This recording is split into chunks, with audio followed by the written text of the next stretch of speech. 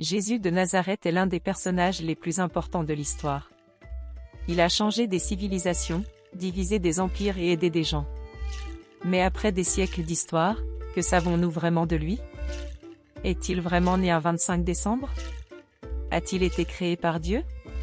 Ce documentaire se penche sur 15 mythes concernant Jésus. Des affirmations qui remettent en cause sa divinité aux histoires qui tentent de dissimuler sa mission sur Terre. Dites-nous de quel pays vous regardez le documentaire et ce que vous pensez de ce sujet. Commençons. Au fil du temps, de nombreuses idées erronées ont été ajoutées à l'histoire de Jésus. Ces idées sont populaires mais ne correspondent pas à ce que dit la Bible. Beaucoup de ces idées sont basées sur des malentendus culturels, des traditions qui se sont développées au fil du temps, ou des tentatives de mélanger ces enseignements avec d'autres idées. En corrigeant ces idées, nous voyons comment le message original de Jésus est toujours d'actualité. Ce message nous montre un amour, une autorité et une mission qui dépassent les limites humaines. Nous voulons corriger les erreurs qui ont conduit les gens à mal comprendre Jésus. Examinons quelques idées courantes sur Jésus et voyons si elles correspondent à ce que dit la Bible. 1. Jésus est né le 25 décembre. Beaucoup de chrétiens le croient, mais ce n'est pas dans la Bible. La date du 25 décembre a été fixée plusieurs siècles après les événements relatés dans la Bible, probablement pour remplacer les célébrations païennes qui coïncidaient avec le solstice d'hiver, comme les fêtes romaines des Saturnales ou les célébrations dédiées à Sol Invictus, le soleil invaincu, le dieu du soleil. Voilà un exemple étonnant de la façon dont une nouvelle date a été choisie pour remplacer d'anciennes célébrations païennes. Ce qui est fascinant à propos de cette date, c'est qu'elle ne repose sur aucune base biblique solide. Cependant, un examen attentif des Écritures indique clairement qu'il est peu probable que le Christ soit né le 25 décembre, mais il y a tant d'autres possibilités fascinantes. Je suis heureux de partager avec vous deux raisons essentielles qui étaient cette conclusion. Tout d'abord, nous avons le merveilleux récit de Luc, chapitre 2, versets 7 et 8, qui nous dit qu'à l'époque où Jésus est né, les bergers étaient dans les champs et surveillaient les troupeaux pendant la nuit. Cependant, en Judée, les bergers ne le faisaient pas au mois de décembre, à cause du manque de fourrage et du mauvais temps, mais ils l'auraient fait en été ou au début de l'automne. Le récit de Luc suggère que Jésus est peut-être né en été ou au début de l'automne, ce qui est vraiment passionnant. En Judée, le mois de décembre est froid et pluvieux, et les bergers auraient sûrement cherché un abri pour leurs troupeaux la nuit, une bonne raison de rester à l'intérieur et de se réchauffer. Et ce n'est pas tout. Les parents de Jésus sont venus à Bethléem pour se faire recenser par les Romains. Les Romains n'auraient jamais ordonné un recensement au cœur de l'hiver. Après tout, les températures descendaient souvent en dessous de zéro et les routes étaient en mauvais état. Si Jésus n'est pas né le 25 décembre, il ne nous reste plus qu'une question passionnante, quand est-il né? La Bible suggère qu'il est probablement né en automne, ce qui est une excellente nouvelle pour ceux d'entre nous qui vivent dans l'hémisphère nord, car c'est à cette époque que nous savons que Jésus a été conçu et qu'il est né. Ce qui est étonnant, c'est que si nous connaissons la date de naissance de Jean, nous pouvons déterminer la période approximative de l'année où Jésus est né. En effet, Élisabeth, la mère de Jean, en était à son 6e mois de grossesse lorsque Jésus a été conçu. Zacharie, le père de Jean, était prêtre et servait dans le temple de Jérusalem pendant le changement de Agia, comme le mentionne Luc chapitre 1, verset 5, quelle étonnante coïncidence. Chose étonnante, les calculs historiques indiquent que cette année-là, ce service correspondait au mois de juin. Pendant cette période de service au temple, Zacharie a reçu l'incroyable nouvelle que lui et sa femme Élisabeth allaient bientôt accueillir un fils dans leur vie. Une fois son service terminé, il s'est précipité chez lui et devinez quoi? Élisabeth était enceinte. Si nous supposons que Jean a été conçu à la fin du mois de juin, nous pouvons ajouter 9 mois et arriver à la date la plus probable de sa naissance, la fin du mois de mars. Et voilà. En ajoutant 6 mois à la différence d'âge entre Jean et Jésus, nous arrivons à la fin du mois de septembre comme date probable de la naissance de Jésus. Bien qu'il soit difficile de déterminer le moment exact où les gens ont commencé à célébrer Noël le 25 décembre, les historiens s'accordent à dire que cela s'est produit au cours du IVe siècle. C'est une date incroyablement tardive, mais il est toujours fascinant d'y penser. Devinez quoi? Noël n'était pas fêté à Rome, la capitale de l'Empire romain. Et ce n'est que près de 300 ans après la mort du Christ qu'il a vraiment pris son essor. Les origines de Noël sont mystérieuses. On ne peut pas remonter aux enseignements et aux coutumes des premiers chrétiens. Et maintenant, quelque chose de vraiment spécial. Numéro 2. Jésus est le Père, c'est incroyable. Certains croient que Jésus et le Père sont la même personne. Cette interprétation va à l'encontre de l'enseignement central de la Trinité et constitue une forme d'hérésie connue sous le nom de modalisme. Le modalisme soutient que Dieu se manifeste sous différents modes ou formes au cours de l'histoire, en tant que Père, Fils et Saint-Esprit.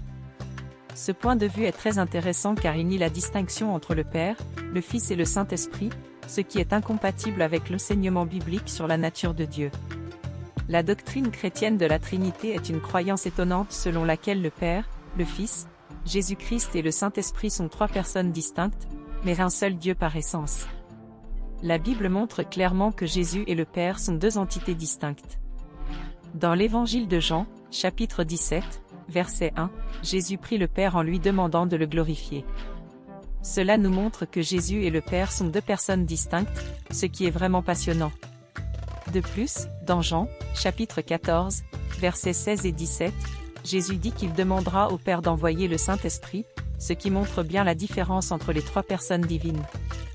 Ces passages et d'autres renforcent vraiment la compréhension du fait que les trois personnes de la Trinité, bien que coégales en essence, sont distinctes en personne, ce qui est vraiment une chose étonnante à saisir.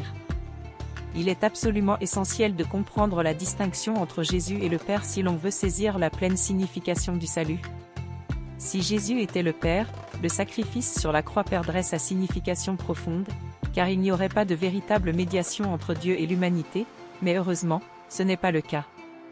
La doctrine de la Trinité est absolument essentielle pour nous permettre de saisir la véritable nature de Dieu et l'incroyable œuvre rédemptrice du Christ.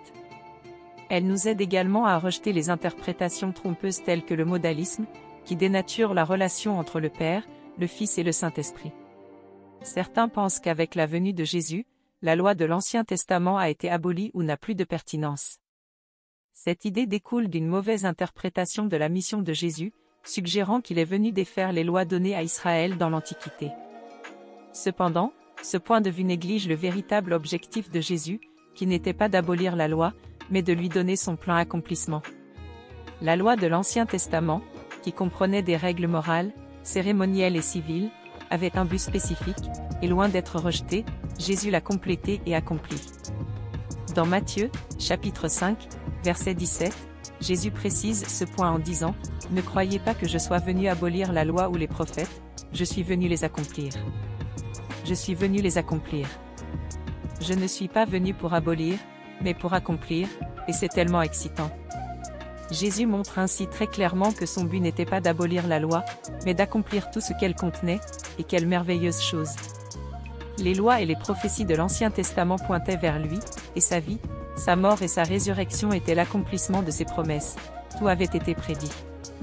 Les sacrifices de l'Ancien Testament étaient une merveilleuse préfiguration du sacrifice parfait que Jésus ferait pour les péchés du monde. Au lieu d'annuler la loi, il l'a complètement accomplie. Et ce n'est pas tout. Jésus n'est pas venu se débarrasser des enseignements moraux de la loi. En fait, il les a réaffirmés et approfondis. Dans le Sermon sur la montagne, Jésus a fait quelque chose de vraiment étonnant. Il n'a pas seulement expliqué la loi en termes d'action extérieure, mais il a également souligné que les pensées et les attitudes intérieures sont également importantes. Jésus nous enseigne que nous ne devons pas seulement éviter l'acte de meurtre, mais aussi la haine dans nos cœurs. En bref, nous ne sommes pas sous la loi, mais en Christ. La loi trouve son accomplissement en lui, nous sommes donc libres de vivre pleinement notre vie dans sa grâce. Certaines personnes pensent que Jésus n'est pas venu abolir la loi, et croient donc que les lois cérémonielles et d'autres aspects de l'Ancien Testament sont toujours en vigueur. Mais ce n'est pas correct. Beaucoup de gens évitent d'étudier l'Ancien Testament parce qu'ils pensent qu'il a été complètement supprimé. En réalité, on ne peut pas comprendre le Nouveau Testament sans comprendre l'Ancien. L'Ancien Testament prépare la venue du Christ et nous aide à comprendre le but de son œuvre rédemptrice. Jésus a eu une relation amoureuse avec Marie-Madeleine, qu'est-ce que c'est excitant? Une théorie fascinante, notamment dans des livres et des films tels que le Da Vinci Code, suggère que Jésus et Marie-Madeleine ont eu une relation amoureuse, voire qu'ils ont été mariés. Cependant, la bonne nouvelle est qu'il n'existe aucune preuve biblique à l'appui de cette idée. Les évangiles ne mentionnent ni ne suggèrent jamais que Jésus ait eu une relation amoureuse avec Marie-Madeleine. Au contraire, elle est présentée comme une disciple dévouée et une fidèle adepte de Jésus, ce qui est assez étonnant si l'on y réfléchit bien. La Bible décrit Marie de Magdala comme une femme incroyable. Elle a été chassée de cette démon par Jésus lui-même et a été un témoin clé de la résurrection du Christ. Ces passages montrent à quel point elle était importante en tant que disciple. Rien n'indique que sa relation avec Jésus était romantique, mais cela n'a pas d'importance. Elle occupait toujours une place importante dans la vie de Jésus.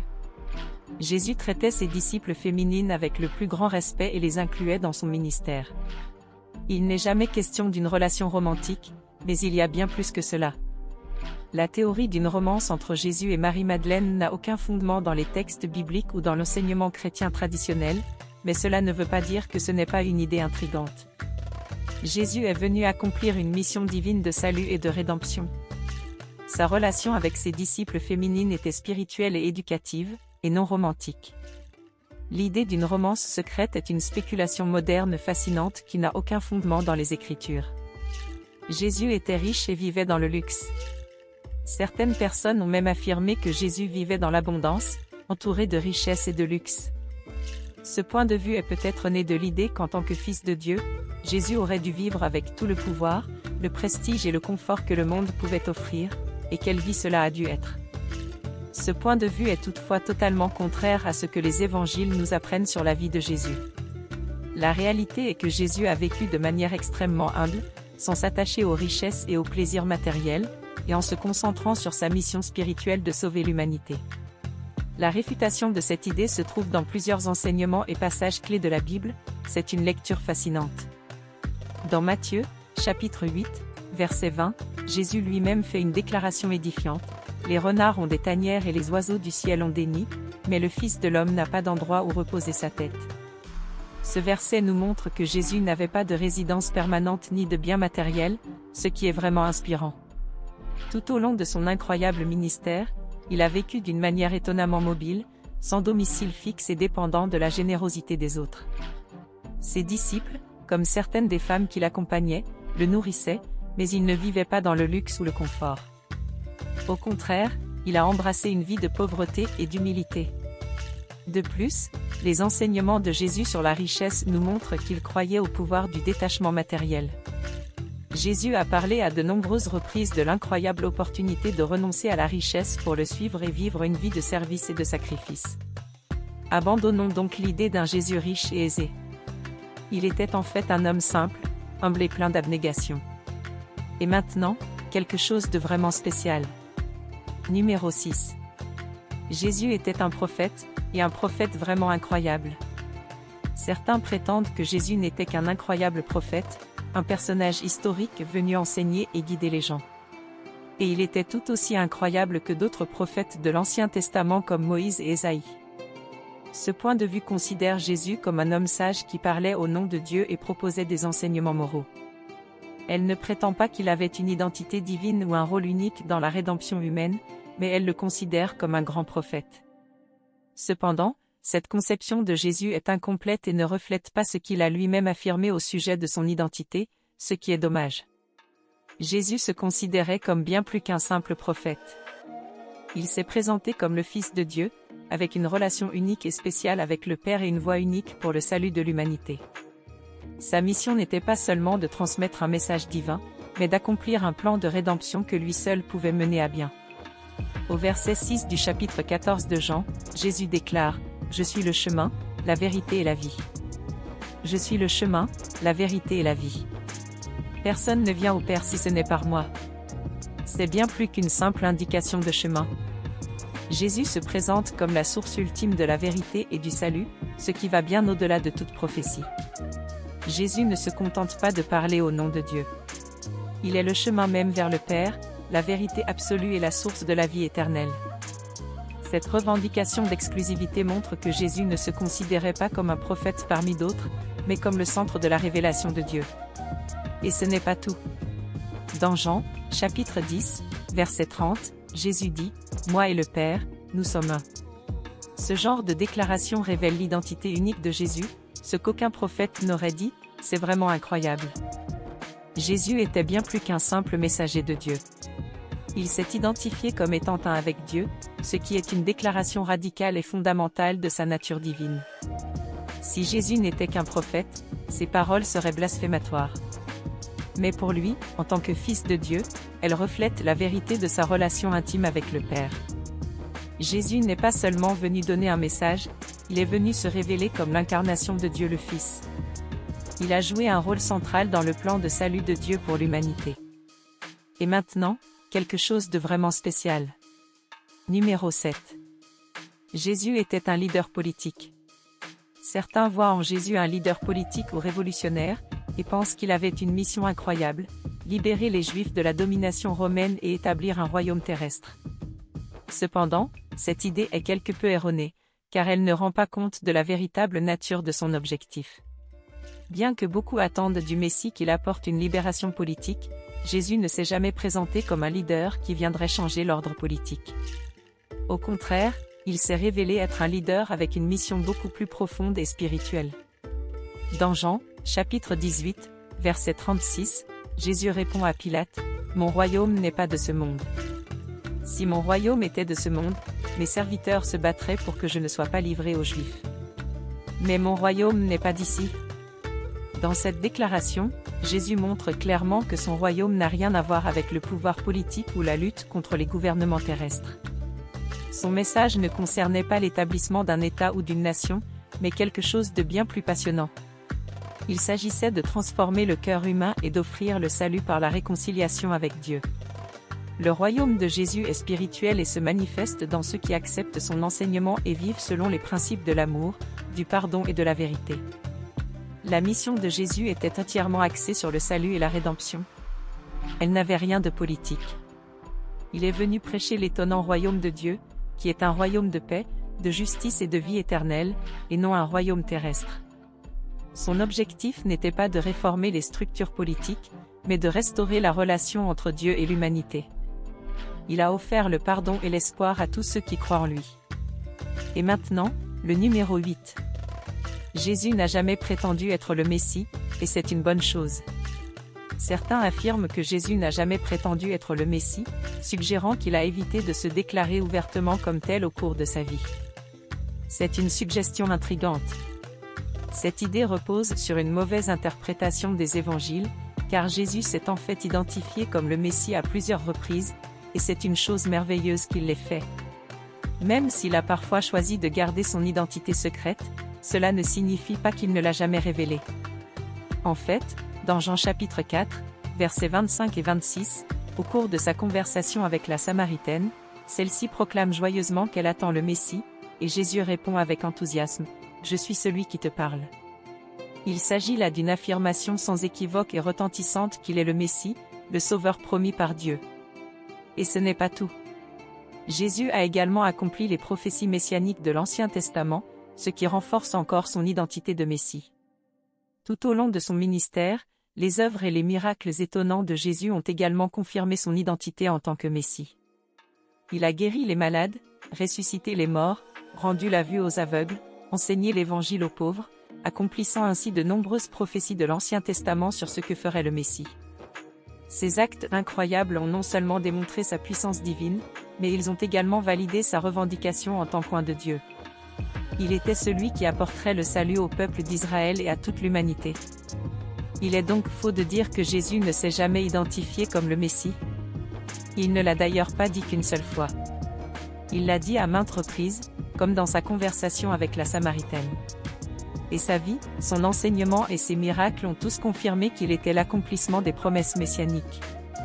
Jésus était bien plus qu'un prophète ou un enseignant. Il était le Messie tant attendu, le Sauveur venu racheter l'humanité par son incroyable sacrifice sur la croix et sa résurrection triomphante. Jésus n'a pas connu la vraie souffrance, mais il a connu quelque chose de bien meilleur. Certains pensent que Jésus n'a pas vraiment souffert en raison de sa divinité. Ils supposent que sa nature divine l'aurait protégé de la douleur humaine, ce qui est une pensée étonnante. Cependant, cette croyance est tout simplement fausse.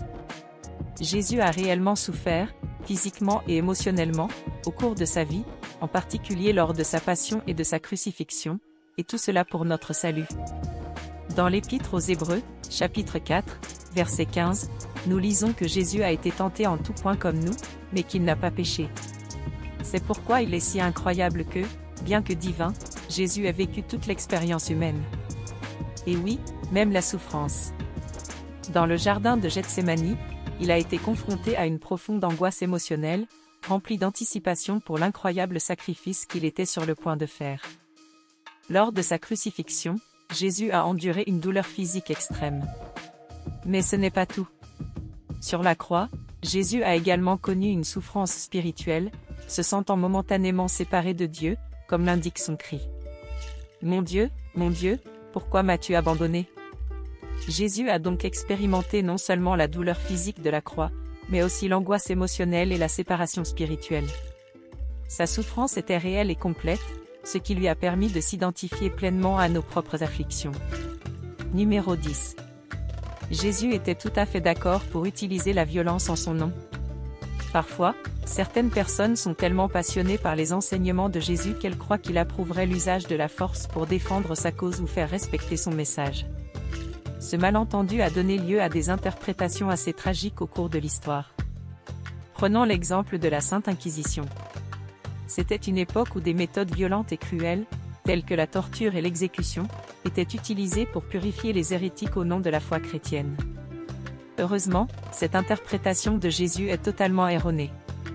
Après tout, il a toujours enseigné la paix, l'amour et le pardon. Heureusement, nous avons Matthieu 26, 52 pour remettre les pendules à l'heure. Après l'arrestation de Jésus dans le jardin de Gethsémani, Pierre tire son épée et coupe l'oreille d'un serviteur du grand prêtre.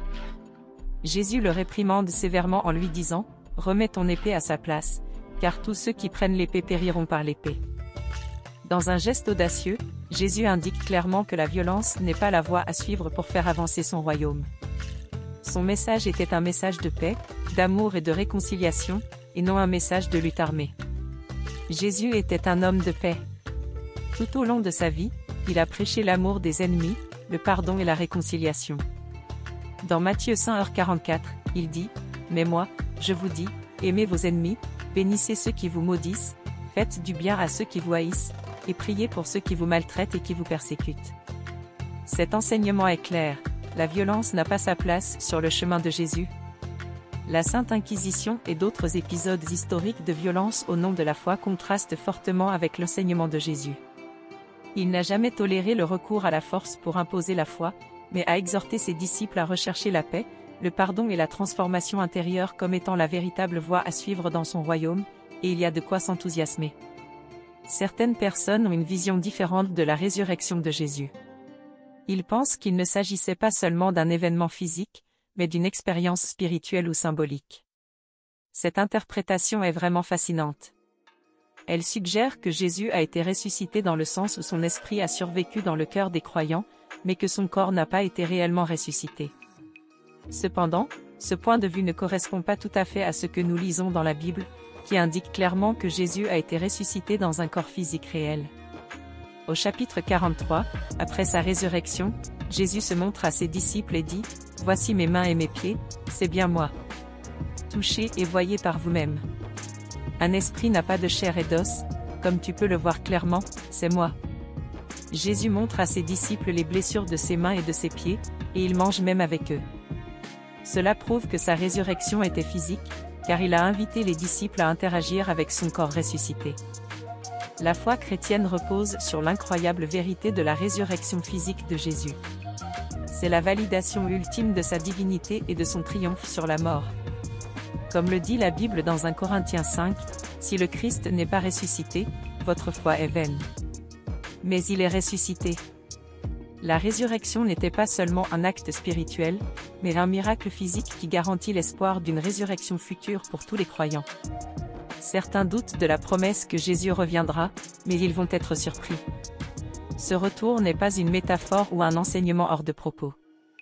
C'est la promesse que Jésus reviendra un jour sur terre. Plusieurs siècles se sont écoulés depuis l'ascension de Jésus, mais son retour est toujours d'actualité. Pour certains, l'idée d'un retour littéral de Jésus est une perspective vraiment excitante, quelque chose que l'on attend avec impatience. La bonne nouvelle, c'est que l'enseignement biblique sur la seconde venue du Christ est clair dans Jean, chapitre 14, verset 3. Il dit lui-même à ses disciples, « Si je m'en vais vous préparer une place, je reviendrai vous prendre auprès de moi, afin que là où je suis vous soyez aussi. » Cette promesse n'est pas une figure de style ou une idée abstraite. Jésus parle avec certitude de son retour physique et personnel, ce qui est quelque chose d'enthousiasmant. Son retour est l'aboutissement de la présence de ses disciples dans sa demeure céleste. La seconde venue du Christ est l'une des espérances les plus excitantes et les plus centrales de la foi chrétienne. C'est le moment où le Christ triomphera du mal, établira son royaume éternel et introduira la justice divine. Ainsi, la seconde venue du Christ n'est pas seulement une promesse d'espoir pour l'avenir, mais aussi un rappel joyeux de la seconde venue visible de Jésus. Ce sera un retour physique et glorieux que le monde entier verra. Et ce n'est pas tout. L'Église attend aussi avec impatience l'enlèvement, un événement antérieur au cours duquel les croyants seront emmenés au ciel pour rencontrer le Christ, comme le mentionne le chapitre 4 de la première Thessaloniciens, à propos des miracles. Certaines personnes ont un point de vue différent sur les miracles de Jésus. Ils pensent qu'il ne s'agit pas seulement d'événements physiques, mais aussi de symboles et de leçons spirituelles. Ce point de vue est très intéressant car il suggère que les guérisons, les résurrections et les autres miracles ne sont pas des actes littéraux. Il s'agit plutôt de métaphores qui transmettent des messages sur le pouvoir spirituel de Jésus. Cependant, cette interprétation ne tient pas compte des évangiles qui décrivent clairement les incroyables miracles de Jésus comme des événements réels. Dans Matthieu, chapitre 11, versets 4 à 5, Jésus lui-même désigne les incroyables miracles qu'il accomplit comme la preuve irréfutable de son identité divine. Des choses incroyables se produisent. Les aveugles voient, les boiteux marchent et les morts ressuscitent. Cela montre que les miracles sont des signes concrets et étonnants de Dieu que Jésus accomplit de manière tangible, comme la guérison du lépreux ou la résurrection de la fille de Jaïr. Ces événements ne sont pas de simples illustrations, ce sont des interventions divines qui ont transformé la réalité physique et spirituelle des gens. Chaque miracle nous montre l'incroyable pouvoir de Jésus de changer le cours naturel de la vie. Le châtiment éternel est un élément que l'Église a ajouté par la suite. Mais les enseignements de Jésus dans les évangiles nous montrent quelque chose de différent. Dans Matthieu, chapitre 10, verset 28, par exemple, Jésus dit, « Ne craignez pas ceux qui tuent le corps, mais ne peuvent tuer l'âme. Craignez plutôt celui qui est capable de détruire l'âme et le corps en enfer. » Ici, Jésus ne mentionne pas seulement l'enfer, mais le décrit comme un lieu de punition éternelle, soulignant l'importance de craindre Dieu, qui a le pouvoir de juger les âmes. S'il vous plaît, abonnez-vous, aimez et partagez.